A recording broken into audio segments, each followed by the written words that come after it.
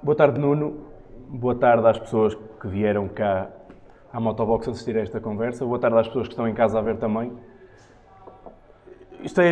O difícil é saber por onde começar numa viagem tão rica, numa história tão interessante.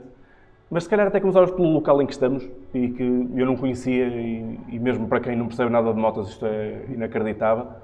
Porque é que estamos aqui na Motobox? Porque a escolha deste local? E depois vamos começar a falar sobre a tua mega viagem. Ok. Bom, para já agradeço a todos terem realmente estado aqui presentes, terem vindo e a quem está em casa também a ver a nossa entrevista online. A Motobox é um parceiro, portanto os responsáveis da Motobox são amigos já há muitos anos, inclusive é de família. E na altura em que eu comecei com a atividade da Glocal, comecei a organizar eventos, a Motobox realmente foi uma porta que se abriu para que eu pudesse começar a organizar os passeios desta empresa, que já tem décadas aqui em Portugal, é um dos concessionários referência Honda em Portugal. E como tal, pronto, para além de ser um bom amigo, é sempre um parceiro e é sempre um gosto para mim e para nós organizarmos os eventos da Motobox e neste caso estarmos aqui a falar de uma viagem épica com uma Honda, como não podia deixar de ser. Sim, para quem não sabe, o que nos traz cá hoje, acima de tudo, é uma viagem que o Nuno fez em que ligou Angola a Moçambique, passando por todos os países do famigerado mapa cor-de-rosa. Em 20 dias passaste por todos estes países, Angola, Namíbia, Botsuana, Zimbábue, Zâmbia, Malau e Moçambique. O meu desafio hoje é ter-te aqui durante uma hora sem tu saíres para o outro lado do mundo, porque nós nunca sabemos onde é que tu estás. Já são Vamos quase... ver se é possível. Vamos tentar que isso aconteça. Então vamos começar por aqui. Quando é que tu, na tua vida, começaste a pensar, um dia eu vou fazer o mapa cor-de-rosa e porquê o mapa cor-de-rosa?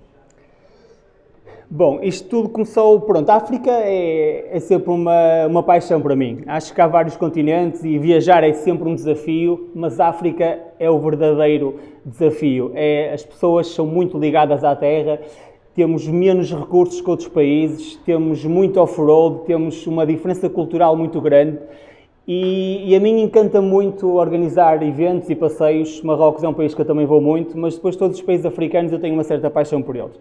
O mapa cor-de-rosa depois começou, obviamente faz parte da história de Portugal, e em conversa de família falamos muito do mapa cor-de-rosa. Não tem a ver com nenhuma filiação política, nem tenho nada a ver com isso, tem a ver com a história e com o facto do mapa cor-de-rosa ser, portanto, uma ideia de um projeto que Portugal tinha de realmente termos todos os países fazendo a ligação do Atlântico ao Índico. Portanto, para além disso, há uma grande ligação histórica com o mapa cor-de-rosa. O hino de Portugal nasceu com uma ligação através do facto de nós não conseguirmos depois abarcar os países todos, e houve aqui uma revolta interna, também um bocado um mal-estar em Portugal, e causou uma revolta contra os ingleses. Aliás, no próprio hino de Portugal temos contra os canhões marchar, marchar, mas no início era contra os bretões marchar, marchar, porque houve aqui um mal-estar grande, porque a Inglaterra queria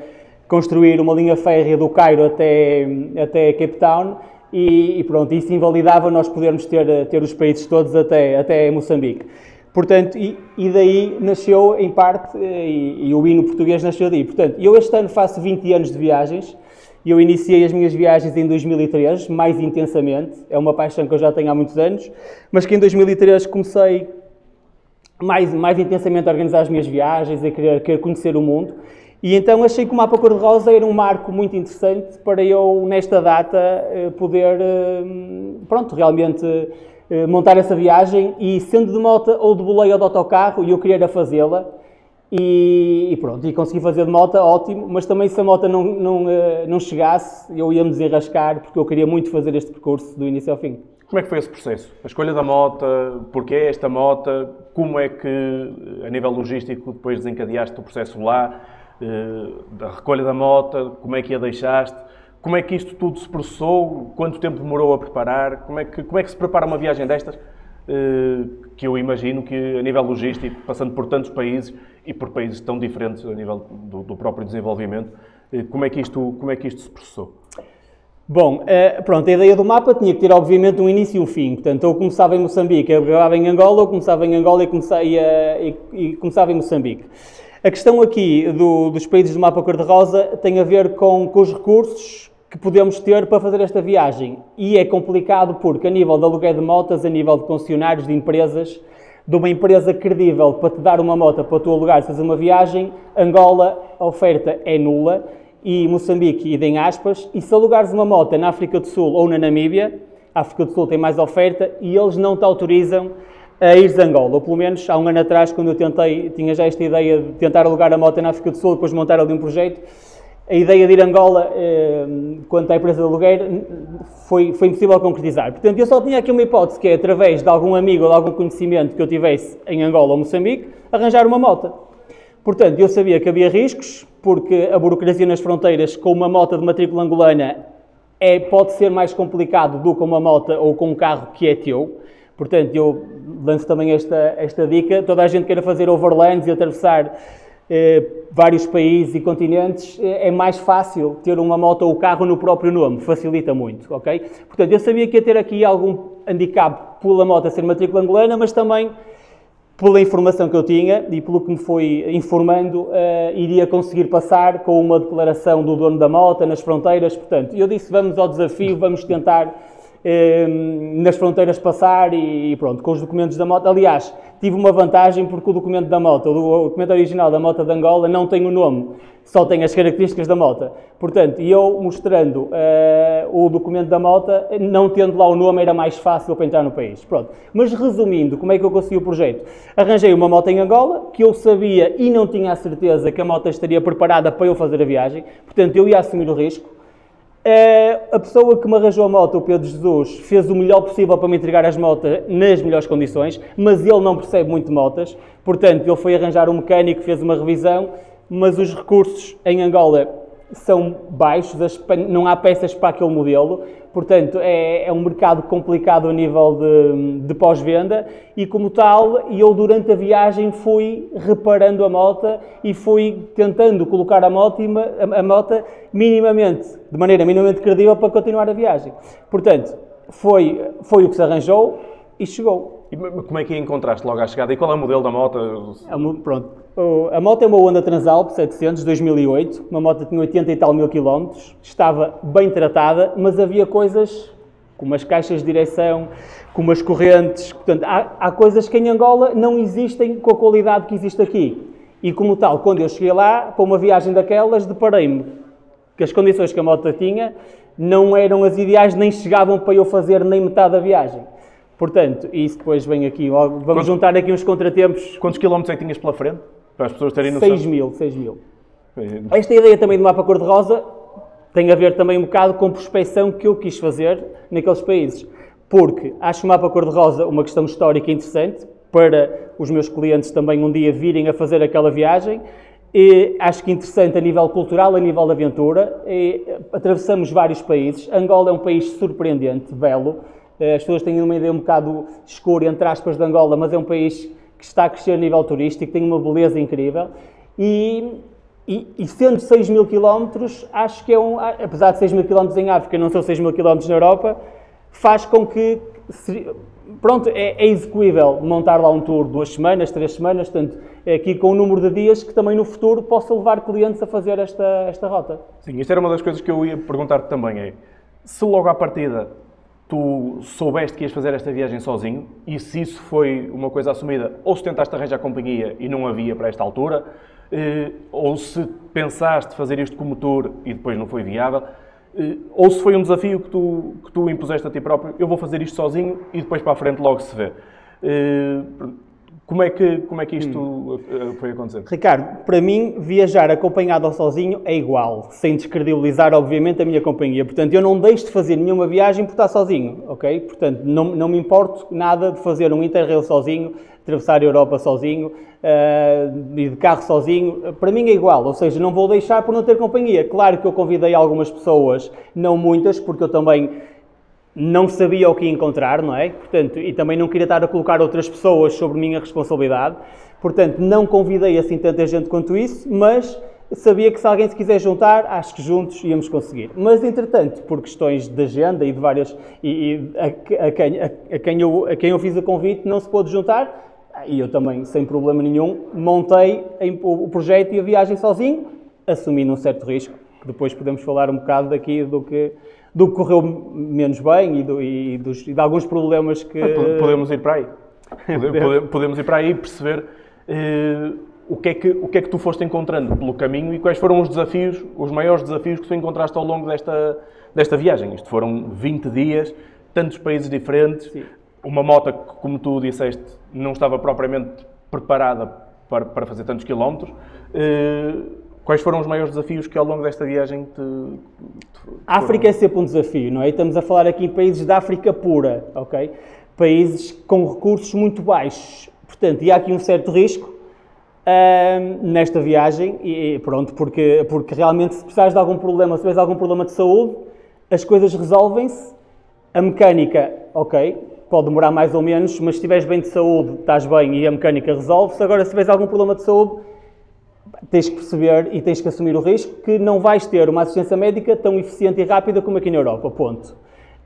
Portanto, isso é uma realidade e tive que assumi-la e tentei-me, obviamente, ter uma alimentação saudável, preparar-me algum tempo antes, perceber como é que eu estava fisicamente, porque não convém fazer uma viagem destas com uma dor aqui ou acolá, ou, quer dizer, pronto, convém, obviamente, estarmos bem, mas pode sempre acontecer alguma coisa. Portanto, a nível de recursos, temos esse problema. Depois, a nível da moto, temos que minimizar um bocado os problemas, que é óleo e água é básico, não é? E depois perceber um bocado de mecânica, olhar e ver como é que as coisas estão para dinamicamente a moto avançar e depois terem atenção, os pneus terem que ser novos, obviamente, a transmissão, o óleo, há ali coisas que são fundamentais, que são fundamentais estarem em condições. Agora, a principal dificuldade que eu tive foi realmente, depois, o José Meire depois tem uma frase que diz: a sorte protege alguns audazes, e nas viagens que eu faço, as coisas vão acontecendo, tipo numa altura em que se resolvem quase imediatamente. Portanto, eu furei numa bomba de gasolina e a bateria, a moto foi abaixo, em 2.500 km foi-me abaixo quando eu parei para meter gasolina. Naquele momento em que tu ligas para ir pagar. Portanto, há coisas depois a viajar que tu não consegues explicar, mas que podem correr mal, e infelizmente já correram mal a muita gente. A mim tem-me corrido quase sempre, ou sempre bem. E os percalços que eu tive, felizmente, foram resolvidos a tempo. Agora, se isso tem a ver com alguma resiliência, com a capacidade de lutar pelo que tu queres, se isso não te sei explicar. Mas o certo é que tudo aquilo que me foi acontecendo, inclusive a 200 km de Maputo, partiu uma corrente da moto. Portanto, eu tinha 5.800 km feitos e parte uma corrente a 200 km de Maputo. E eu ainda saí da moto, ainda lubrifiquei, ainda tentei puxar a roda atrás, porque ela estava com o L desengatado, ainda tentei, pronto. Passado 2 minutos, para um táxi com um atrelado. E aí, o que é que se passa? Eu preciso de ajuda. Então não te preocupes, a moto vai caber aqui. Ou seja, a moto coube direitinha no atrelado, eu meti-me dentro do MyAce com 10 ou 12 pessoas e fomos 60 km para a próxima cidade, que eu nem sabia qual era, em que ele me disse: Nuno, não te preocupes que tu vais chegar a Maputo. Eu nem conhecia lá nenhum. Portanto, ele liga um amigo, que era polícia, que era mecânico, vamos para a casa dele, uma casa super humilde, de gente muito humilde, mas que rapidamente ligam aos amigos do motoclube de Maputo e vêm todos ter comigo, todos ali até às 8 da noite, e a moto tinha a corrente reparada. E depois fiz 200 km de noite e consegui chegar a Maputo. Portanto, agora, porquê que aquela carrinha parou ali? Porquê que eu não fiquei ali para a noite? Não te sei explicar. Sei que de repente acontecem coisas das minhas viagens que fazem com que as coisas corram bem. Pronto, e tenho aqui grandes histórias para contar, e não é que corresse mal, era se eu tivesse um acidente, não é? Portanto, aquilo ia-se resolver. Eu ia sim, chamar porque mesmo as coisas correm menos bem, tu acabas por resolver de uma maneira ou de outra e... Claro, sim, claro, resolve-se, não é? Desde que haja saúde, o resto vai-se resolver. Portanto, agora, claro que ali, uma viagem tão grande, e chegares quase a Maputo, que era o teu segundo objetivo depois do Índico, e a moto a parar...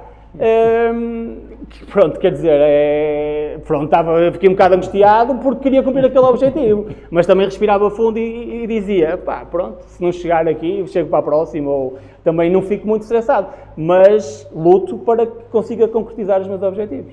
Porque isto é tudo muito incerto, até o facto de tu chegares a uma bomba de gasolina e haver ou não gasolina, não é? Porque Tu passas quilómetros e quilómetros e quilómetros em que as bombas de gasolina não têm gasolina e tu começas a ter que resolver de alguma maneira. Como é que isto se resolve? E eu fiquei sem gasolina logo à saída de Angola. Logo no... Pronto, fiquei porque também estava a contar, ou seja, eu não estava a contar que não houvesse gasolina, ok? Mas entretanto, a moto começou-me a falhar e eu percebi, eu tenho aqui alguma gasolina, pronto, para alguns quilómetros, deixa-me parar e perguntar a alguém se tem gasolina ou para pelo menos ir ao meu lado até à próxima casa para nós arranjarmos gasolina. Porque eu não estava a contar que Angola, do Lubango até à fronteira com a Namíbia, 500 km, as bombas não tinham gasolina. Portanto, um país com aqueles recursos petrolíferos. Portanto, eu não concebia isso, achava, podia não ter numa, mas na próxima tinha. O certo é que não arranjei gasolina nas bombas e tive, entretanto, que mandei parar um carro, entre aspas, pedi ajuda e o povo africano é muito amigo e muito hospitaleiro.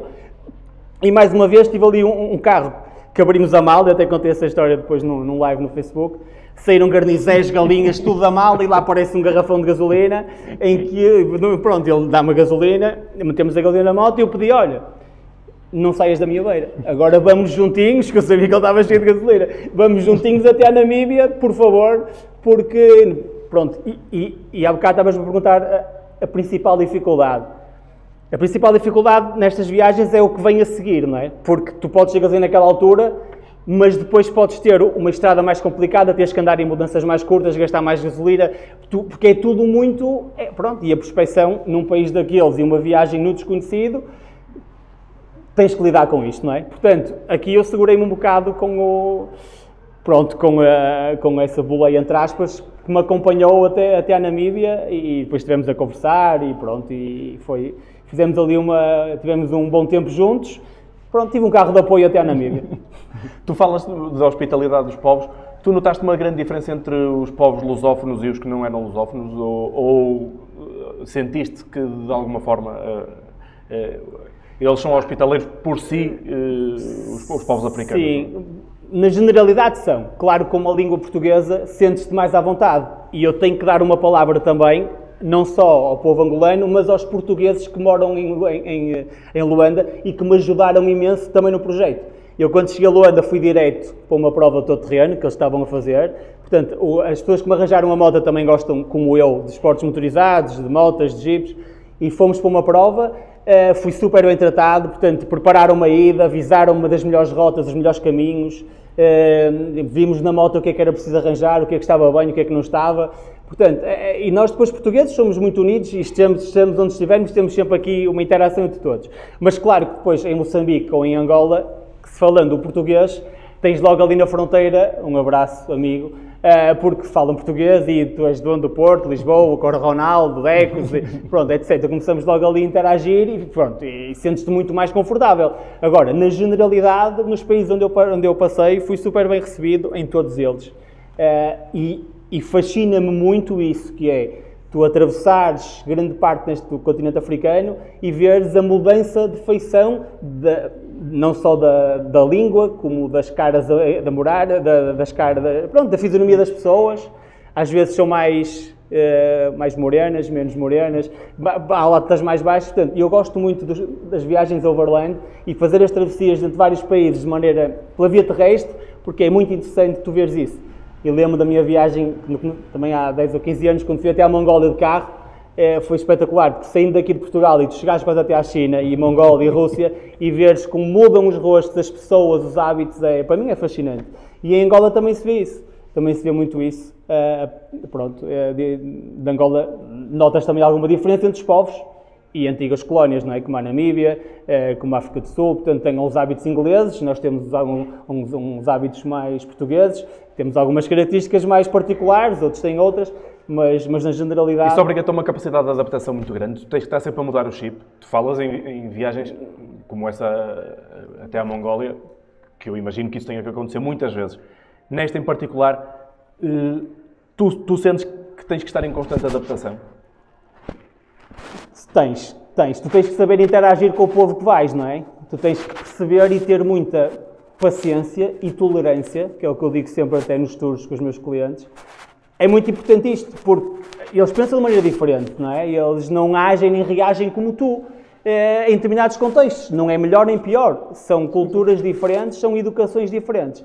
E se tu enfrentas ou entras num país em que na tua cabeça tu achas que tu és que está certo, tu estás errado, vais estar ali com um período de feiras ou o tempo que tiveres, vais estar sempre estressado. Portanto, é necessário tu teres paciência e perceberes que aquele ser cresceu e até chegar àquela idade com uma educação diferente da tua, tem uma religião diferente, tem vivências diferentes e vai agir de maneira diferente. Portanto, isso faz com que, obviamente, não posso, se eu sei que vou pedir um almoço, vai demorar 30 minutos ou 40, eu já sei que estou em África e se calhar para eles é perfeitamente normal. Para nós, aquilo aqui demora 5 ou 10 minutos, não é? Mas não vou estar lá a dizer, anda lá, demora, despacha-te. Não. Portanto, eu respeito até um certo ponto, no sentido de que, olha, se passar meia hora ou 40 minutos ou uma hora, também, obviamente, peço um bocado mais de pressa. Mas é preciso perceber que as pessoas e os povos são diferentes. E isso implica que tenhas alguma capacidade de encaixe e de adaptação. Sim. E ainda por mais quando estás sozinho. Porque sim. É ótimo viajar sozinho porque tu só tens aquele povo. Tu não tens o amigo para falar, ou os 2 ou 3 amigos em que vais falar português, em que te vais refugiar nele. Ali é fascinante sozinho também por causa disso. Porque só tens aquele povo que te recebe e com quem tu estás. Portanto, não tens com quem te refugiares ou com quem falares. E isso, pronto, algumas pessoas sentem-se mais inseguras com isso. E eu vejo um bocado o lado de aprenderes também com os outros. E, não é? Sim, vês-te obrigado a interagir só com aquelas pessoas. Em algum momento tu nesta viagem sentiste, ou em algum dos pontos da viagem sentiste hostilidade por parte de algum povo ou de alguma pessoa em particular com que tenhas cruzado? Porque, obviamente, nós, até aqui, andar na rua, nem todas as pessoas nos tratam da mesma maneira. Claro. Tu sentiste em algum momento que tinhas que ser um bocadinho ainda mais flexível ou que a pessoa não estava tão receptiva à tua presença Sim. Em alguns momentos ouviste? Pronto, onde isso é mais clássico acontecer é nas fronteiras, porque nas fronteiras é onde existem às vezes muitos negócios, trocas de dinheiro, venda de cartões, sabem que tu vais sair e pronto, tens uma moto e tens uma moto que eles não têm, como eu tinha, e que tens um equipamento e que estás bem equipado e que demonstras algumas posses. Portanto, quando vais a sair do país, tens que saber gerir, porque eles vão querer, eles sabem a burocracia que tu necessitas para sair do país. Às vezes, por exemplo, no Malawi, para entrar no Malawi, eu arrisquei um bocado, porque também cheguei a contar isso. Não havia na internet, nem a nível de embaixadas, informação credível sobre como é que entravas no Malawi. Portanto, só para teres uma ideia, podias tirar o visto de fronteira, mas quando cheguei lá, eles disseram que o visto tinha que ser online. E o visto online demora 4 ou 5 dias a receber o visto. Portanto, eu ia ter que estar 4 ou 5 dias na fronteira ou voltar para a Zâmbia. Depois tinhas que voltar para o país. Portanto, e aí, depois, essa burocracia, as pessoas que lá estão, e eles sabem que tu tens que ter $100, porque o visto depois era pago em dólares. Ok? Eu, por acaso, tinha, mas eles estão lá, depois, para trocar o dinheiro ao câmbio deles, porque eles sabem que tu não tens. Portanto, o que é que acontece? Tens que ter um bocado de paciência nas fronteiras, e estão aqui também alguns amigos que já atravessamos várias fronteiras juntos, amigos e clientes, e pronto, e eles depois chegam à tua beira, pedem-te para trocar dinheiro, ou se querem, portanto, ou às vezes tentam tirar alguma coisa, e tens de ter ali algum jogo de cintura. Portanto, onde é mais necessário teres paciência, saber gerir e teres um comportamento mais tolerante é na entrada e na saída dos países, ok? Porque estás ali a sair de um país e entrar num país novo, em que eles vão-te avisar que tens de ter um seguro de uma coisa, eles começam às vezes a inventar muitas coisas, não é? Tens de estar minimamente também informado. Tens que fazer este seguro, porque isto não sei o quê, tem que ser para 3 países e tal, e tu, 300 euros, não, desculpa lá, mas isto, portanto, 300 euros não pode ser, mas não podes chegar assim, não quero, vai-te embora. Tens que estar ali com eles, olha, 300 euros não, eu tenho seguro, posso-te mostrar, portanto, a tolerância faz muito parte das viagens, e se não formos tolerantes e calmos, estressamos muito, porque viajar é sempre uma caixinha de surpresas. Sim. Com quanto tempo de antecedência, tu falaste que 1 ano antes já estavas a pensar nesta viagem, mas com quanto tempo de antecedência é que tu começas a preparar estes detalhes? Eu vou entrar naquele país, preciso ter seguro, vou entrar naquele, preciso ter uma declaração. Com quanto tempo de antecedência fazes isso e como é que fazes isso? Já são muitos anos de experiência, sim. Obviamente, mas como é que tu vais preparando isso? Eu, quando estou a fazer uma viagem, já estou a pensar noutra. Isso é um clássico. Portanto, por isso é que eu te disse que ia ser difícil segurar-te aqui 1 hora, porque eu sei que já estás a pensar em... Torna-se depois um bocado viciante, mas não é questão de ser viciante, é o desafio de conhecer aquela cultura, aquele povo, aquele país, como é que são as estradas, como é que são as pessoas, como é que é a religião, como é que vão receber. Torna-se depois um bichinho que depois está cá dentro, em que tu precisas daquilo para ti, depois porque também criei esta rotina durante quase 20 anos e a minha profissão é essa, já há 6, não é? Viajar também para mim, mas também organizar viagens para clientes, mas torna-se, ou seja, depois tu vais ganhando experiência e eu como faço muitos tours e já fiz alguns, inclusive até com o Hugo e com o Hugo na África do Sul, Lesoto, Moçambique, e começas a viajar e a organizar tours em certos países, começas a perceber qual é a burocracia dos vizinhos, não é? Portanto, eu aqui sabia, e depois hoje em dia vais à internet ou ligas para as embaixadas e consegues.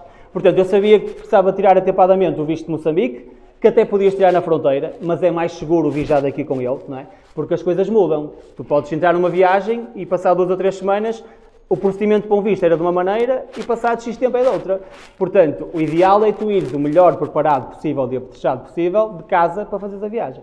Portanto, esta questão destes países, já do mapa cor-de-rosa e destes países do sul da África, do continente africano, já tinha na cabeça há muito tempo fazer esta viagem, mas entretanto, pronto, achei que comercialmente é um produto interessante, aqueles países também, e comecei a pensar há mais ou menos um ano em organizar isto. E de mota era ótimo, porque adoro motas, porque adoro viagens e porque faço este ano 20 anos. Então vai daí, pronto, pensei em fazer um mapa cor-de-rosa e pronto, e consegui fazê-lo. Há quanto tempo me perguntaste? Comecei a preparar. E eu digo-te, Ricardo, há 2 semanas antes, eu não sabia como é que ia fazer a viagem. Eu sou super simplista nestas coisas. Alguns podem me chamar irresponsável, mas eu tenho alguma simplicidade, também fruto da experiência que depois vais tendo. Mas eu às vezes estava a pensar, 2 semanas ainda não sei se vou fazer um mapa cor-de-rosa de moto ou à boleia. Estás a ver? Pronto. Porquê? Mas eu tinha a solução, porque o que eu queria era fazer um mapa cor-de-rosa de moto, era o que eu queria e era o meu objetivo. Mas com os recursos que te falei no início da entrevista, sabendo que a moto podia nem sequer sair de Angola, eu tinha que ir de autocarro, ou de táxi, ou à boleia. Portanto, não montei esta viagem nos moldes em que eu também pensei noutra hipótese, que era mandar a moto de barco daqui para lá. Mas os transportes marítimos de Moçambique para cá estão complicados, ou seja, não é certo que naquela semana saia o barco, não tinha garantias de regressar a moto cá a tempo e depois tens tempos para certo tempo para ter a moto no país, senão que depois pagas umas taxas, portanto, não era certo. Portanto, eu preferia apostar nesta hipótese de alugar a moto em Angola através de um contacto pessoal. Portanto, vai daí, isto começou-se em 2 semanas, eu já tinha a viagem na cabeça, já sabia o que eu queria, tinha as distâncias por dia, tinha o itinerário, o meu estudo, mas começou a ganhar forma, marquei o voo um mês antes, e começou a ganhar forma a maneira como ia fazer o mapa cor-de-rosa mais ou menos 2 semanas antes da minha partida. E como é que isto se encaixou na tua atividade profissional? Nas coisas que tu já tinhas marcado? E isto encaixa noutra pergunta, tu tinhas margem para lá destes 20 dias que tu demoraste? Ou tinhas compromissos profissionais cá que não te permitiam demorar muito mais do que isto a chegar a Moçambique? Não tinha margem, mas também lá está. Não ia morrer ninguém se a moto ficasse num país qualquer e eu depois arranjasse maneira de levar a moto para Angola. Portanto, eu sabia que tinha 6.000 km para fazer no mês de setembro, sabia que tinha um tour em Marrocos que começava no dia 30, portanto eu tinha que estar cá no dia 30 de setembro, e também sabia que vou de moto, ali, a ligação entre os países, nomeadamente Angola, Namíbia, Zimbábue, tens ali muito turismo na Namíbia, e a Namíbia tem bastantes recursos, aliás em Angola a maioria das pessoas até que tem motas, e conheci lá muita gente, com BMWs, com Hondas, vão fazer as revisões à Namíbia. Portanto, a Namíbia cobriu grande parte da minha viagem, e depois entrando no Zimbábue, a Zâmbia também é um país já bastante desenvolvido. Estive inclusive no concessionário Honda na Zâmbia, lá a confraternizar com eles, a tentarmos fazer uma revisão à moto, e depois as peças demoravam a chegar, porque este modelo não é muito usual. Ou seja, eu sabia que tinha os recursos para, preciso ir embora, vou deixar aqui a moto agora, e depois haveria uma maneira de com o reboque, ou pronto, as coisas em África também não são assim tão caras quanto isso, arranjar por a maneira de devolver a moto em Angola. E tinha essa abertura da parte do Pedro, que me alugou a moto, que também é um porreiraço e que também percebeu que isto é uma viagem portanto, à descoberta e também, Nuno, isso resolve, não te preocupes, vai, vamos ver o que é que acontece, pronto. Portanto, eu sabia que, quanto muito, ou podia deixar a moto no Malawi, ou podia deixar a moto na Zâmbia e depois tratar do regresso. E tinha sempre um voo marcado, que entretanto marquei durante a viagem, quando eu comecei a perceber que conseguiria acabar a viagem. Marquei o meu voo de Joanesburgo para cá, porque eu sabia que chegar a Joanesburgo eu chegaria de qualquer maneira em 4 ou 5 dias. Portanto, vai daí, portanto, marcando o dia ali para dia 27, 28, sabia que conseguia chegar e depois ter tempo de ir ter com os meus clientes e partirmos à descoberta de Marrocos, num mini tour, que felizmente correu bem. Como é que geriste os períodos de descanso? Houve sítios em que ficaste só uma noite, sítios em que ficaste mais. Como é que geriste a tua fadiga e esses períodos de descanso? Eu sabia que tinha 6 dias ou 7 para estar parado, ok? Portanto, eu dentro dos 6.000 km, para mais ou menos um mês, eu sabia que durante 5 ou 6 dias eu teria margem para resolver um problema na moto, para visitar um amigo que conhecia felizmente alguns amigos até em Moçambique, que queria estar com eles, mas depois não consegui porque tive, e esses dias foram para reparar a moto. Portanto, eu sabia que tinha ali mais ou menos 5 ou 6 dias de margem para percalços ou para resolver problemas. E depois vais ter que ir gerindo, que é sabendo, ir perguntando como é que são as estradas, e eu sabia que a Zâmbia, por exemplo, é um país que eu ia rolar bem. E depois também tem uma coisa que é, eu gosto muito, até o Pedro Azeredo, um amigo meu, tem uma expressão, um grande viajante também, e aliás até fizemos o Médio Oriente, Renault 21 os dois, e ele diz uma coisa: Nuno, vamos embora, eu gosto de ver o filme a passar. E eu sou um bocado assim também, portanto, eu também gosto de andar, de moto, de carro, claro, parar, interagir, tudo bem, mas tudo que seja andamento, e pronto, eu também gosto. Portanto, eu sabia que, dando andamento e fazendo uns quilómetros bastantes por dia, tinha sempre aqueles 5 ou 6 dias que eu podia parar, se me esforçasse para fazer aqueles quilómetros. Agora, isso é a parte mais complicada, e a experiência aí ajuda-te muito a gerir as coisas, não é? Pronto, agora, estava um bocado no limite, porquê? Porque eu arranquei de Angola e de Luanda. Quando atravessei Angola, a corrente que eu tinha na moto era uma corrente chinesa. Portanto, eles avisaram-me logo: não vais fazer mais de 500 km, vai-te partir a corrente, podes partir o cárter, tens que pôr uma corrente em condições aqui. Pronto, e eu tinha trazido um pinhão e uma cremalheira. E achei corrente, ia arranjar uma corrente em Angola, fácil. Pronto, o certo é que não havia correntes e tive que esperar que uma corrente viesse de Luanda para o Lubango. Portanto, e a corrente demorou-me 5 dias a chegar porque não havia gasolina. Portanto, a pessoa que me trouxe a corrente ficou a dormir na bomba à espera de gasolina e demorou-me, 4 ou 5 dias para fazer 400 km. Portanto, eu ali logo no início queimei os créditos todos. Não foi todos, mas portanto, queimei já metade dos meus dias que eu tinha. Pronto, depois a partir dali, acordar cedo e rolar. E depois perceber os pontos turísticos interessantes e as horas que perdes para conhecer os sítios que queres. A África tem muito safari, tem muita aventura, tem muitos animais, e pronto, e todo o país em si não tens aquelas atrações religiosas ou aquelas cidades fascinantes, modernas, que se calhar vale a pena ver. Tem a sua história, portanto, local e muito típica, mas anda tudo muito à volta da natureza, dos animais, das cascatas. Pronto, e vai daí, eu também sabia que o tempo que eu precisava para conhecer aquele sítio estava de acordo com o meu plano de viagem. E pronto, e vai daí, fui gerindo ao longo do percurso. O que é que encontraste a nível de estradas? Já falaste que há países em que as estradas são melhores do que noutros, mas foi mais ou menos ao encontro daquilo que já estavas à espera? Pior? Melhor?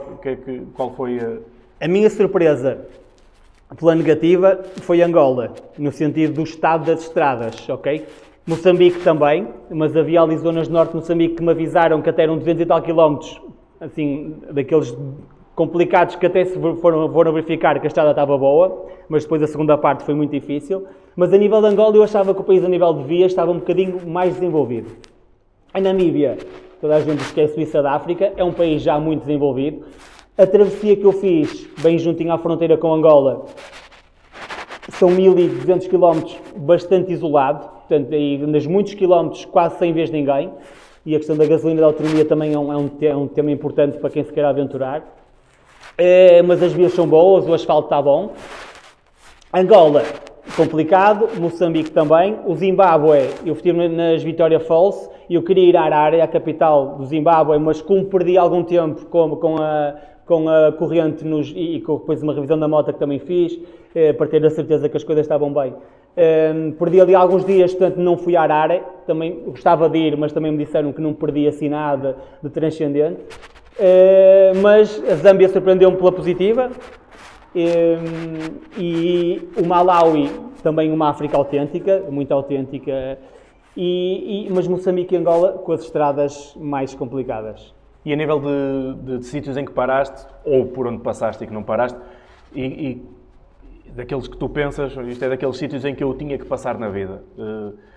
É obrigatório ter passado neste sítio, nunca mais me vou esquecer deste sítio. E nunca mais vou esquecer de chegar ao Índico, não é?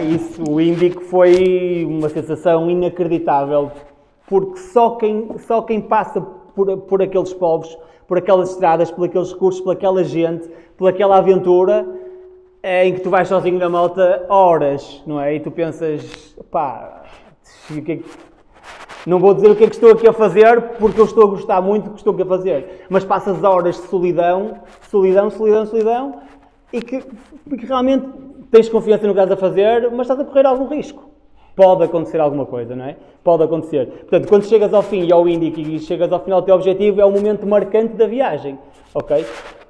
Mas a travessia dos países que eu também não tinha estado, que eu ainda não conhecia, e que estava muito curioso para os conhecer, foi algo também marcante, mas porque a Namíbia já tinha estado, já conhecia mais ou menos, Angola não, e também gostei muito de Angola, gostei dos angolanos, achei que o país está um bocado, pensava que estava mais desenvolvido do que está, mas gostei muito de Angola. E depois aqueles países mais do centro, do sul da África, da Zâmbia, o Zimbábue, gostei imenso dos povos, das pessoas e da aventura que fiz nesses países. Estavas a falar há pouco da chegada ao Índico e viu-se nos vídeos que tu fizeste na altura que era notório que estavas emocionado com isso e que as pessoas de lá não se acreditavam de onde é que tu tinhas vindo. A partir das pessoas de Angola acreditavam que tu ias chegar ao Índico ou achavam que era uma maluqueira e que não... Achavam que era uma maluqueira. Achavam, quer dizer, não se acreditavam quando eu contava para onde é que eu ia, porque é mais usual fazeres a rota para Moçambique, pela Namíbia, África do Sul, se calhar até cruzares o Lesoto ou a Suazilândia até lá. Portanto, é a rota mais comum. Esta rota que eu fiz, mesmo do mapa cor-de-rosa, atravessando todos os países correspondentes à missão de Portugal, é pouco usual. Pelo menos, pronto, acho que obviamente alguém já fez, Baueira, não é? Mas ou seja, quando dizia aos países Malawi, Zâmbia, Zimbábue, Moçambique, portanto, ficava um bocado estupefacto a olhar para mim. E eu estou nessa, eu vou tentar chegar. Era assim que falava com eles.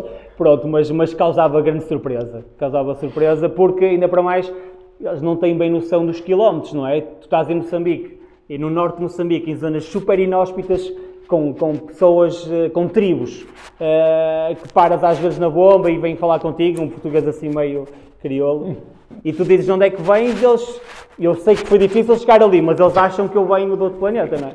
Porque eles sabem que entre Angola e Moçambique há uma série de países que eles não fazem a mínima ideia como é que eles são, nem como é que são as vias, nem nada, não é? Eles, quando andam isto de paraquedista, aliás, acho que partilhei um vídeo também, a chegada a Moçambique com o miúdo, que até fez de meu guia durante o dia, e ele nem se acreditava, Bossi, como é que tu estás aqui vindo de Angola?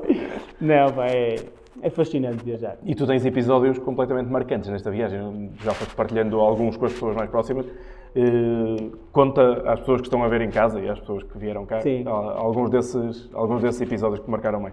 Pronto, a diferença cultural, a diferença educacional, a diferença das pessoas e da maneira como elas vivem, assim, aliás, a África é das pessoas que me parecem e dos países que eu fui, dos continentes que eu conheço, as pessoas estão mais ligadas à terra, portanto, as pessoas são muito tribais. Pronto, e depois têm a sua maneira de estar e de viver, não é? Na selva, muitas delas, em tribos, na beira da estrada, com casas montadas de canas. Portanto, e claro que a vida humana vale o que vale, não é? Para nós tem um certo valor, acredito que para eles também tenha o valor deles. Não vou estar aqui a dizer se vale mais, se vale menos, é uma vida humana, tem, obviamente que é muito importante preservá-la, mas eu presenciei situações chocantes. Pronto, pelo que eu percebi da situação mais chocante que eu enfrentei na viagem toda, que foi em Moçambique, era uma criança deficiente que se estava a arrastar para a estrada e que estava na estrada.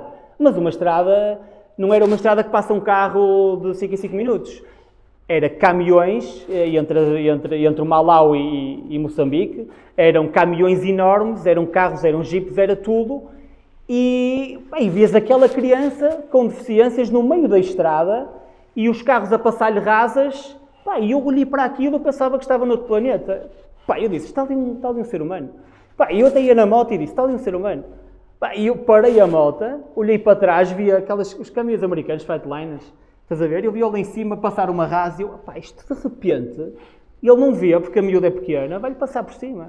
Aquilo chocou-me imediatamente. Eu parei a moto, saí, vi as pessoas na berma mais ou menos, e quando chego lá, tento pegar nela para tirá-la da estrada para a berma, ela imediatamente se agarra a mim e pronto, agarra-se a mim, pede mesmo ajuda, diz que ninguém quer saber dela e agarrada à moto e eu a tentar puxar a moto, ela continuava a chorar, as lágrimas dela caíam pelo meu fato e pronto, eu tentei depois falar com as pessoas que estavam lá, com os amigos, e dizer, olha, está aqui um ser humano, tem valor, eu sei que ele tem uma deficiência, eu sei que vocês não querem assim, ele parte tudo em casa, os pais deixam-na sozinha e parte os pratos, eu entendo isso tudo, mas vais ali, vais a uma clínica, ou se queres eu tento ajudar. Agora, não vais abandonar uma criança à morte, ou de entregá-la à morte, só porque ela tem uma deficiência, ou porque os pais não a caem, ninguém quer saber dela. Mas por favor, leva ao menos para a berma.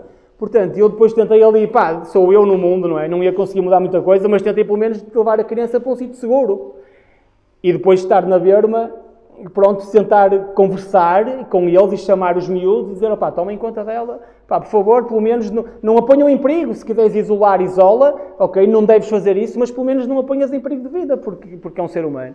Essa foi uma situação super dramática, porque se calhar se eu não parasse, não estou a dizer que sou o salvador, se calhar tinha morrido, ou passavam-lhe por cima e não ligavam nada e puxavam o corpo ao lado, porque são tantos milhares de quilómetros no meio do nada, que esta situação, infelizmente, pode ser normal naquele cotidiano, não é?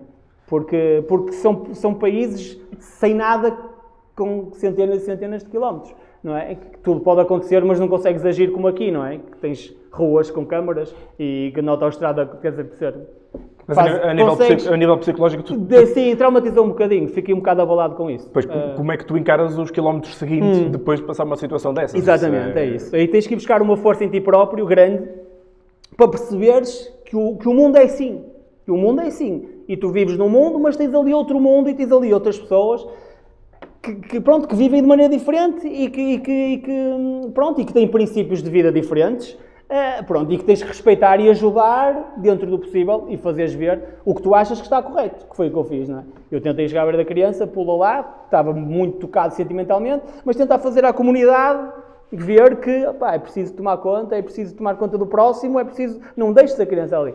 Pronto, é o mínimo que podes fazer. Agora, claro, és tu, não é? No meio não sei o que é que será feito, não podia fazer muito mais. Sim, claro. Tentei contar no hotel a história, mas a África só experimentando e vendo as coisas e é que tu consegues perceber um bocadinho o enquadramento do que eu te estou a dizer, não é? Mas vivendo uma situação destas ou de outras que já tenhas passado, alguma vez te sentes desencorajado a continuar a andar por países assim? Ou o espírito mais prático que tu tens permite perceber isto é o mundo, isto existe, eu vou tentar, à minha maneira, contribuir para que as coisas se resolvam da melhor maneira possível, mas isto é para continuar a rolar e eu tenho que rolar. Tem que ser assim.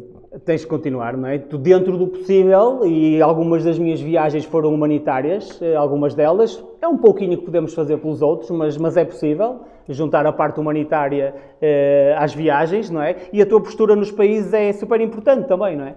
Portanto, se tiveres uma postura de interação cultural com eles e ajudares no possível, seja uma pequena coisa que possas fazer pelos outros, é sempre bom e é sempre apreciável, não é? Portanto, agora, tens de ter depois uma capacidade, grande, não é? Aliás, a Índia, fugindo um bocado agora do continente, é um dos meus países preferidos, mas é daqueles países que tu entras e dizes, ou tens capacidade para perceber que eles vivem neste regime, eles vivem nesta cultura, eles vivem assim, e tu interages ultrapassas e convives e ainda é fantástica, ou então tu percebes, não, isto é totalmente diferente, eu não consigo viver aqui, eles comem com as mãos, eles comem na rua, isto não tem condições de higiene para mim e eu não tenho capacidade. Pronto, tens de ter um certo perfil também, pronto, para viajares e para interagir com as pessoas e para estar em certas culturas e em certos cotidianos. Agora, eu não vou parar de viajar por ver este tipo de situações. Tento é fazer um pouquinho que seja para que a situação seja melhorada. Eu imagino que este tipo de situações, quando tu vais com alguém, quando vais com um grupo ou quando vais pelo menos com mais uma ou duas pessoas, permita que uns se suportem nos outros e hoje estás tu mais frágil, amanhã está outra pessoa, mas vão tendo alguém com quem desabafar. Sozinho tu tens muito tempo ou tens demasiado tempo para estar sem desabafar com ninguém, só ali a pensar nestas situações. A solidão em algum momento nestas viagens te derrota? Ou de que maneira é que tu não permites que isso aconteça? A solidão, por um lado, tu também fixas-te muito em ti. Tu estás em interação com a cultura em que tu estás, não é? Portanto, tu no fundo estás constantemente a pensar na tua viagem, naquilo que tu viveste, naquilo que tu viste, naquilo que tu absorveste. Estás a pensar onde tu queres chegar, como o queres fazer. Portanto, estás um bocado mais centrado em ti do que se estiveres com 2 ou 3 amigos. Ou seja, agora, ficas com mais tempo para ti, ficas com mais tempo e quando tens uma viagem que é um desafio, não é? Porque no fundo, esta viagem era sempre um desafio cujo objetivo era ligar Luanda a Maputo, fazer um mapa cor-de-rosa. E eu lido bem com essa solidão. E eu gosto também de estar sozinho. Não, como eu disse no início da entrevista, não tenho problema em viajar por onde quer que seja sozinho. E também tiro alguns dividendos, porque se estiveres numa moto, queres atravessar os países, queres conhecer, queres andar de moto, queres conhecer as pessoas, queres experimentar a comida, queres perceber a religião. Se estiveres sozinho, estás com a vontade máxima, olhando só para ti, para cumprir o teu objetivo. Portanto, e neste aspecto também é bom porque só tens que tratar de ti. Não tens as pessoas contigo e eu, como tenho mais experiência e quando vou com alguém normalmente, sou o líder, entre aspas, não é? Sou quem organiza ou sou quem ajuda porque realmente tenho alguma experiência que permite com que as coisas façam. Não quer dizer que corram sempre bem, tenho corrido, para as coisas correrem bem junto de quem está comigo. Portanto, e aqui, tanto sozinho, obviamente, Ricardo, centras-te mais em ti, não é? Sim. E as coisas são mais fáceis de gerir porque só tens de gerir a ti e o teu projeto. Se voltasse ao início da viagem, fazias tudo igual? Ou agora que fizeste o reconhecimento do terreno e do equipamento e das limitações de cada local, já vieste com aprendizagens para a próxima vez que lá voltares? O que é que mudarias se voltasses hoje lá? Levava uma corrente. Levava uma corrente. O que é que mudaria? Ia ser difícil, portanto, a questão de Angola continua a não ter uma oferta a nível de motas, de empresas de aluguer de motas. Portanto, tu aí fazes uma viagem de moto em Angola, obviamente que podias-te preparar um bocado e as viagens que tu fazes, obviamente, eu agora já sei como é a estrada. Aliás, um dos principais problemas que eu tinha, imaginei, a moto começaste a degradar, não é? Eu tinha as caixas de direção, eu se mostrar uma fotografia como é que estava a caixa de direção da moto, nem te acreditas. Portanto, há coisas que depois, até a moto para andar em Luanda de um dia para o outro, não sentes nada, mas quando te metes a atravessar a África, a fazer 5 ou 6 mil quilómetros, começas a perceber que há coisas que na moto não estavam bem. E, portanto, a questão da caixa de direção era algo que se vinha a degradar. E agora imagina o que é. Tu estares numa estrada que quase ninguém passou, que tu fazes perguntas como é que é até chegar a Chimoio ou até chegar a Vilanculos, e por aquela estrada ninguém foi. Portanto, e tu sabes que tens 200 km e não sabes se vais fazer média de 20, de 30, de 40, de 50 e que a moto se está a degradar. Portanto, e isso é o mais complicado de gerir. Portanto, e aí, como eu já fiz, já sei que se organizar esta viagem para um grupo de clientes, ou se voltá-la a fazê-la sozinha, ou de jeep, ou noutras condições, já sei como é que são. Como está o percurso. Esta fronteira tem que ter mais cuidado com este problema burocrático, tem que tirar o visto aqui, tem que tratar o visto antes, porque depois viajar também é um enriquecimento constante. Independentemente de tu perceberes a burocracia das fronteiras, mas tu depois vais bebendo de muita cultura e vais bebendo de muitos detalhes e pormenores, e neste caso sozinho, em que tu depois percebes que os processos estão muito mais resumidos e céleres e as coisas fluem muito melhor porque já passaste por aquilo. Sim. Tu já chegaste há sensivelmente um mês. Ao longo destas semanas, qual é o feedback que tens tido das pessoas cá? Gente interessada em ir contigo na próxima vez, gente que te foi acompanhando. Nós estamos a ver os vídeos, eu não sei se as pessoas em casa conseguem ver, mas nós estamos a ver os vídeos de alguns dos pontos em que tu passaste. Se as pessoas te vão dando feedback também das coisas que tu foste publicando e o que é que te têm dito, tanto os curiosos como os teus clientes mais habituais e que já te acompanharam em viagens que tu fizeste? Bom, aqui a maior curiosidade que eu noto e que me perguntam é a viagem sozinho, não é? A viagem sozinho é onde toda a gente realmente fica, tu atravessaste a África sozinho. Portanto, para nós e para os viajantes solitários, tudo é mais fácil do que parece, ok? Aqui. Mas a grande curiosidade que eu tive junto dos meus amigos e junto das pessoas que acompanharam a viagem, que falaram comigo, teve a ver com a solidão. Portanto, a questão dos recursos, a questão de poderes ter um problema na moto, poderes ter um problema de saúde e em África não resolves as coisas, como eu já abordei aqui, da maneira como resolves aqui. Portanto, a questão do sozinho foi o que suscitou mais curiosidade. E depois a questão do mapa cor-de-rosa, porque eu sei que suscitei muito interesse junto de muitos portugueses e de muita gente que se calhar nunca se tinha debruçado muito sobre a viagem de Serpa Pinto e de outros viajantes que estiveram e que percorreram esses países. E há aqui outra curiosidade também. As histórias do mapa cor-de-rosa, existem várias versões, mas o Serpa Pinto tem uma característica um bocado parecida comigo, no sentido de que Roberto Ivens e outros viajantes foram para lá, também para estes países, fazer estudos. E, aliás, o mapa cor-de-rosa não era só a conquista dos países em si até Moçambique. Eram estudos geográficos, portanto, a nível de recursos, que nós portugueses, também ligados a alguma ciência, viemos para lá viajantes para estudar aquela zona. Mas, pelo que eu li, o Serpa Pinto gostava era de andamento. E ele foi com o Roberto Ivers, mas até disse, isso é para vir para aqui e estar aqui 3 dias ou 4 a olhar para um rio e eu quero chegar rapidamente a Moçambique, eu não tenho muita paciência para estar aqui a fazer... Não, portanto, e ele diz, eu vim para descobrir, não vim... Pronto. E eu até li um bocadinho, que eu também às vezes sou assim um bocado mais para o pressinhas, e também li o Serpa Pinto e diz, olha, o Serpa Pinto é dos meus, ele gosta de fazer quilómetros e de tentar chegar rapidamente ao objetivo, e não é tanto aquela pessoa que gosta, eu também faço isso, não é? Mas não era aquela pessoa que tinha ido para lá para estar uma semana, a fazer um estudo mais profundo dos países. Queria realmente fazer a rota, conhecer e depois apresentar o resultado da viagem. E vai daí também, achei um bocado curioso esta possível...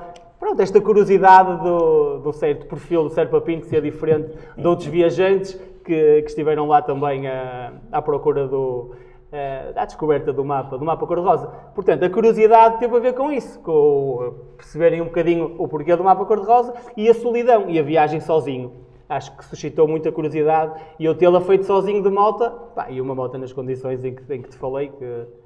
Mas contas voltar lá comercialmente, com clientes? Eu gostava. E acho que Angola é um país que sofreu muito também e nós portugueses, estão lá muitos portugueses e acho que é um país muito interessante de conhecer e ainda está um bocado fechado ao turismo, mas acho que vai abrir nos próximos anos.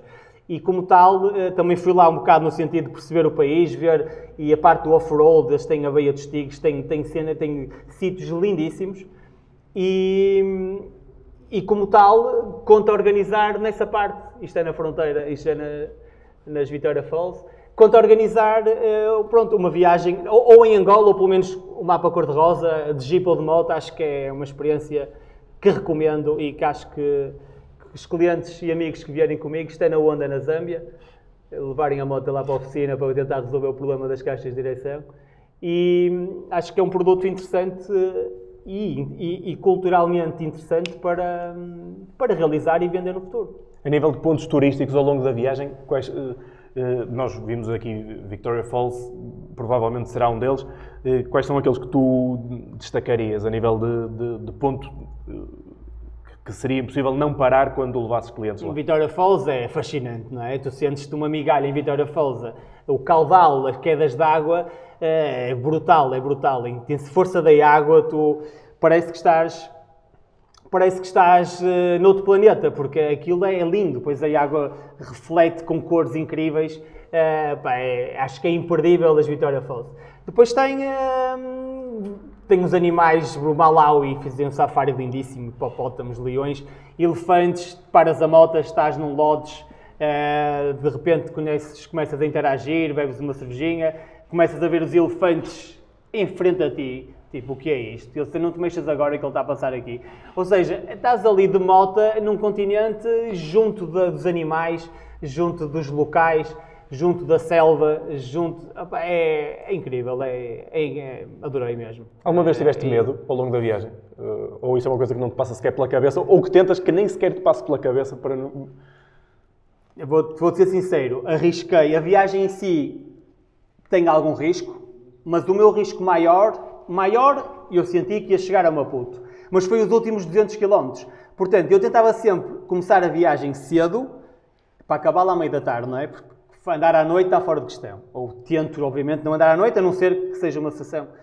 E quando a corrente partiu, a chegar ao final, a moto ficou pronta às 8h30. E eu tinha 200 km para fazer à noite até Maputo. Mas depois lá está, é tal questão, que é o Pedro Jesus. Eu, a nível de luz, tinha uma boa luz na moto, mas aqueles focos extra que estão ali em baixo, e é para tu veres como é curioso isto, aqueles focos que estás a ver ali na moto, foi o Pedro Jesus que nos colocou. O Pedro Jesus foi a pessoa que me ajudou a alugar a moto. Que ele tem uma grande empresa, isto foi quando eu parti a corrente, que tem uma grande empresa de preparação de jipes em Angola. E ele, Nuno, pôs-te aqui estes 2 faróis. E eu olhei para aquilo, e cá para mim, Pedro, eu não vou andar à noite. Portanto, obrigado, mas eu disse para mim, tipo, obrigado por ter... Ele, pôs-te aqui uns faróis de jipe, não sei o quê, ótimo. Mas eu olhei para aquilo e disse, espero não precisar, eu quero acabar o dia à meia da tarde, que é para não andar à noite, porque é perigoso e pode acontecer alguma coisa. E sempre olhei para aquilo naquela, olha, vai ficar bonito aqui estético, mas eu não vou precisar disto. Pronto, e a viagem foi toda. Quando chegamos ao último dia, em que eu fui arranjar a corrente a 200 km de Maputo, e eram 8h30 e depois eu queria estar pelo menos um dia em Maputo, calmo, estava lá com amigos que iam me receber e queria estar lá pelo menos 1 ou 2 dias calmo em Maputo depois da viagem. Portanto, eu tinha que ir mesmo agora, não podia estar agora aqui a dormir, nem sabia onde, e arrisquei. E quando eu chego lá e disse, afinal, estes focos dão um jeito do caraças ao Pedro, tu és um amor espetacular, adorei, fiquei com os focos incríveis e consegui fazer 200 km com uma luminosidade incrível. Porque o Pedro, estás a ver, ou seja, eu quando colocou aquilo, e mesmo no final, aquilo foi brutal, porque eu ligava aos focos e tinha uma luz incrível. E para te falar, portanto, nessa parte foi a que eu arrisquei um bocado mais. Porquê? Porque sendo de noite, tu não vês nada. Aliás, tu vais da moto, são 200 km com tudo escuro, que eu fui-me informando em 2 ou 3 pessoas, tinha muitos buracos, tinha poucos, para me desviar deles, não é? E para saber se ia ter cuidado ou não, porque não te esqueças que eu já tinha a moto a verter óleo desde que arranquei de Angola, e eu não tinha suspensão na moto quase nenhuma. Portanto, depois a moto com os buracos, com o desgaste, com os quilómetros, eu tinha as mãos aqui completamente inchadas, porque era as caixas de direção, era a suspensão. Uma moto também que não é uma monocilíndrica, é bicilíndrica, já tem um peso mais significativo. Portanto, a moto já tinha imenso desgaste. Mais 200 km à noite, sem desviar de buracos, mandava-se uma cacetada, estava a ver que ia ficar sem direção. Portanto, eu fui perguntando e disseram-me, Nuno, nos primeiros 40 km tens buracos, a partir dos 40 estás salvo. Portanto, mas o meu problema ali, em parte, podias pensar que é, se eu vou para a berma, se eu me despisto ou se eu tenho um problema de saúde, ninguém me vem aqui buscar. É chato de contar isto, não aqui os meus pais. Mas a questão é essa, percebes? Ou seja, eu pensei muito, estou bem, sinto-me bem, mas se eu caio na berma, mas também podia acontecer em África, percebes? Podia acontecer durante a viagem toda, porque são quilómetros e quilómetros sem nada. Agora, ali, naqueles quilómetros à noite, eu fui devagar e fui consciente e estava perfeitamente sóbrio do que estava a fazer, e com força e capacidade para chegar a Maputo, e vai daí depois a minha alegria extrema quando cheguei, porque foram 200 km com tudo escuro, só com os foquinhos, com a luz, e a pensar, se eu aqui me acontece alguma coisa, ou eu vou para a berma, ou tenho um furo, ou a moto me foge, e eu tenho uma lesão qualquer, ninguém me vai encontrar aqui. Ok? Ninguém me vai encontrar aqui. Portanto, claro que tinhas o telemóvel e à partida tinha que ser uma pancada, um acidente muito forte para eu não poder ligar, não é? Mas tu pensas, porque às vezes eu cruzava-me com os moçambicanos de bicicleta à noite e nem os via. Percebes? Tu vias uma bicicleta de vez em quando, pá, e eu, isto é maluco, onde é que ele está a ir? Sem luz, sem nada. Portanto, pá, esses 200 km, mas olha, foi o que tinha que acontecer. E eu também estava em contacto com o Pedro também, ele sabia que eu estava a fazer aquela viagem, eu avisei no grupo que estava a fazer esta viagem, com o Pedro Saraiva também, um amigo meu que trabalha comigo, ele também sabia que eu estava a fazer aquilo, e alguma coisa, e ele sabia onde eu estava, que eu tinha a localização. Mas não se deve fazer, que é andares à noite, pronto, pela questão que eu te falei. Pá, mas tinha que ser porque eu tinha que chegar, só faltava ali, eu não conseguia dizer que não. Mas pronto, mas tinha as condições todas de segurança, para, pelo menos na moto, e devagar, e disseram-me que eram 200 km, 40 com buracos e 160 a rolar bem. Portanto, estando eles a saber onde eu estava, partilhar a localização, não foi nada de transcendente. Mas tem um certo risco, porque se a África pode ser perigoso, à noite ainda mais, não é? Eu estou, para já perdi completamente a noção do tempo, não faço a ideia que horas são, e era capaz de estar aqui mais 1 hora ou 2 a falar contigo sobre isto. É fascinante ouvir-te falar de viagens e ouvir-te falar dos percursos que fazes e das pessoas que encontras, é inacreditável. Depois, se alguém quiser fazer alguma pergunta, este é o momento. Se alguém de casa tiver mandado perguntas em direto, este também é o momento de nos fazerem chegar, porque nós não estamos a ver. Portanto, não sei se há alguma curiosidade ou alguma coisa que queiram perguntar ao Nuno, que ainda não tenham perguntado fora desta conversa. Está tudo esclarecidíssimo. Pronto, ainda bem. É uma boa pergunta. Qual é a próxima viagem que estás a planear fazer? Ou as próximas, porque nunca é só uma, não é? Isto agora prevê-se aqui o mês de novembro um bocado cheio. Não, mas pronto, agora sexta-feira tenho um tour a Marrocos. De sexta-feira até ao dia 5. Depois tenho aqui algumas atividades profissionais mais focada até nas ilhas, nos Açores. E entretanto conto ir ao Chipre, porque tenho lá uma Renault 21. Sim, isso era uma das coisas que eu tinha perguntado a seguir. Temos aqui mais pano para mangas. Eu ia por acaso perguntar-te onde é que anda a Renault 21, porque toda a gente deve estar sempre a perguntar-se isso.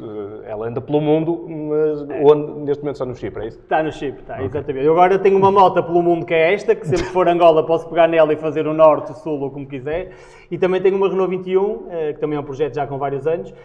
E que, pronto, se calhar até consegui tirá-la do Líbano há 2 meses, que se calhar se fosse agora, acredito que até como aquilo está lá ia ser mais complicado, mas a carrinha está no Chipre, porque a minha ideia era descer o continente africano, portanto, do Médio Oriente entrar no Egito e do Egito descer para o Sudão, mas no Sudão as coisas estão complicadas, portanto eu tive que abortar um bocado a viagem no norte da África, na costa este africana, e tive que fazer o Médio Oriente, inclusive a Síria ou Líbano, e agora vamos voltar à Europa com a carrinha e vamos fazer os países da Europa que ainda não fiz com a carrinha, é um projeto a longo prazo, passar por Portugal e depois a ideia é descer a costa oeste africana. Ainda vais fazer o mapa cor-de-rosa com a Renault 21. Talvez. Portanto, neste momento vamos ver como é que a carrinha está no Chipre. Temos lá uns amigos, um amigo que conheci em 2013 que me está a guardar a carrinha. Ele é muito vago nas respostas, eu espero que a carrinha chegue lá e lá esteja, pelo menos acho que saiu do barco, e vamos tentar agora, se calhar em novembro, ir lá, pelo menos entrar verdadeiramente na Grécia ou na Albânia, para depois ter a carrinha já numa zona de conforto, para fazermos depois aqui um roteiro na Europa. Já chegaste aos 120 países, que era o teu grande objetivo para esta comemoração dos 20 anos de viagens, ou ainda vais chegar até ao fim do ano? Já, acho que sim. Já, este ano, pronto, tinha simbolismo dos países. Os países vale o que vale, não é? O que importa é as experiências que vamos acumulando ao longo da vida, e se for a viajar ainda melhor. Mas numa contagem assim mais superficial, começando a viajar em 2003 até 2023, passam 20 anos e numa contagem assim ligeira dos países que eu tive, acho que passa os 120, portanto, e era interessante aqui fazer uma série de eventos, ou seja, esta viagem no Mapa Cor-de-Rosa, comemoração de 20 anos de viagens, e depois também tenho planeado aqui para dezembro fazer aqui uma coisa mais abrangente, talvez em Matosinhos, fazer algo mais abrangente sobre os 20 anos de viagens, sobre a Renault 21 e sobre muitas histórias que tenho com muitos amigos e novos amigos que fiz a viajar, que gostava que também estivessem presentes para contar aqui estas 2 décadas de viagens num programa muito interessante sobre viagens que estou a montar e que espero apresentar em breve e que será para meados de dezembro. Quais são os grandes desafios que tens para os próximos 20 anos de viagens? Tens de certeza aí mapas cor-de-rosa pensados na tua cabeça? Eu tenho sempre muitos planos e muitos países e continentes, não há muitos continentes que ainda não tive, mas há alguns países que ainda não tenho e que quero ir, mas também acho que o que falta do mundo, quanto eu estar aqui entre nós várias décadas, tenho muito tempo ao que me falta. Portanto, dentro destes países, contando com aproximadamente 190 que sejam, portanto, acho que tenho vários anos para fazer 70 países e acho que as coisas vão fluindo com naturalidade, não vai faltar ideias, não vai faltar projetos e para o ano teríamos aqui novos destinos e novas viagens também com novidades da parte da Glocal Adventure Tours, em passeios em outros destinos. Vamos abrir aqui destinos novos, como a Ásia Central, como a Índia, o Nepal, o mapa cor-de-rosa talvez em outubro. Portanto, vamos ter aqui um calendário diferente a nível comercial e depois a nível pessoal também, dentro destes projetos. Agora com a moto que vai voltar em Angola, porque ainda não te contei só rapidamente como é que a moto vai embora, porque esta ideia do mapa cor-de-rosa era voltar ao início, não é? Portanto, eu depois tive que aqui com o Pedro gerir um bocadinho as coisas com ele. Porque, obviamente, que a moto é alugada, e falei com ele, e a moto era para ser entregue na mesma viagem chegar, não é? Mas depois, com alguns contratempos, mais os quilómetros do regresso, não deu, não é? Agora, tem o Sandro, um grande motardo, também angolano, português, mora em Angola, um amigo, que vai agora buscar a moto está em Moçambique a fazer a revisão possível, já comprei aqui algumas peças na motobox para enviar para lá, e estão a fazer a revisão da moto, porque agora o Sandro vai voar de Angola para Moçambique, pegar na moto e fazer uma rota que eu também gostava muito, que é o sul da África do Sul, entre Durban e que ainda não fiz, mas gostava de fazer. Ele vai fazer uma viagem muito engraçada, portanto vai fazer ali o Sunny Pass e o Lesotho com a moto, que também eu estive a ajudar no roteiro. Vai fazer depois o sul da África do Sul até Cape Town e depois vai subir até Angola e entregar a moto ao Pedro. Mas a moto vai lá ficar e já com o acordo de tentarmos iniciar aqui um projeto até interessante de criar uns tours de moto, porque não em Angola, e pelo menos tenho ali uma moto também para, se quiser fazer uma viagem nos países que fazem fronteira, e uma viagem muito engraçada também é da costa oeste africana, portanto de Angola até Tanzânia, é uma ideia também porreira. Portanto, fica ali outra moto e outro veículo para se mais tarde quiser pensar noutra viagem. Ainda tenho ali a Honda Transalp que está aí para as curvas. Sim, eu vejo que projetos não faltam, tanto a nível pessoal como para a Glocal. Às vezes falta tempo. Pois, imagino que sim. Porque tens que gerir a parte comercial, não é? Imagino que sim. E o teu trabalho, e logística. E o teu trabalho com as viagens que também queres fazer, não é? Mas pronto, mas não... Sinto-me realizado, não é? Faço aquilo que eu gosto, levo clientes, mostro coisas que eu adoro aos meus clientes e acho que eles também têm gostado do que viram e das viagens que têm feito comigo. Modéstia à parte, tenho recebido alguns bons feedbacks, pelo menos esforço-me para isso. Pronto, e é para continuar. Sim. E quais são as perguntas de casa? Então, se voltasse a fazer a viagem futuramente, usavas o mesmo modelo de moto? Eu vou repetir a pergunta para sim. que as pessoas possam ouvir. Se voltasse a fazer a viagem futuramente, e eu acho que já foste respondendo a isto também, se usavas o mesmo modelo de moto, eu até acho que usavas a mesma moto, por aquilo que acabaste de dizer. Sim, usava a moto.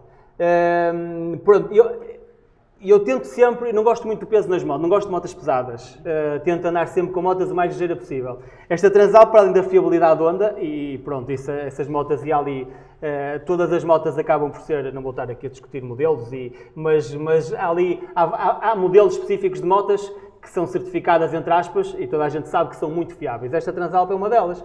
Portanto, apesar de ser uma bicilíndrica, e tens algum conforto em estrada, vais mais confortável. A monocilíndrica é uma moto, às vezes mais curta, um bocado mais desconfortável, mas mais leve, e eu também não punha de parte fazer esta viagem numa monocilíndrica, mas a Transalp, por tudo, pronto, pelo binário que a moto tem, pelo conforto que a moto tem, pela ligeireza da moto e pela fiabilidade, e eu sem problema nenhum continuava a viajar com esta moto. Há mais perguntas? Onde podemos seguir as aventuras do Nuno? Perguntam de casa onde é que podemos seguir as tuas aventuras. É a altura de fazer publicidade às tuas redes sociais. Sim, exato. As minhas aventuras a título pessoal costumo publicá-las na página Nuno Duarte Viagens. Os meus eventos, os meus passeios, as minhas viagens que eu organizo para clientes, não só abertos ao público, como grupos privados, porque metade do meu trabalho é com grupos privados e outra metade é com tours públicos, estão na Glocal Adventure Tours, que é a nossa página focada em passeios e eventos de moto. O Nuno Duarte Viagens tem a ver com as minhas viagens de título pessoal e depois tem uma página para cada projeto, que é Renault 21 Around the World. A portuguesa Renault 21 Around the World tem a ver com as saídas com a Renault 21. Depois depende dos projetos. Fizemos o Humanitarian Road Trip 2014, temos página no Facebook e criamos o projeto e a página. O Humanitarian Road Trip 2017, fomos até Bissau, entregamos o carro a uma ONG, temos essa página. Mas na generalidade, no Duarte Viagens ou na Glocal Adventure Tours, é aqui que nós fluímos e apresentamos as nossas viagens e os nossos eventos. Há mais perguntas?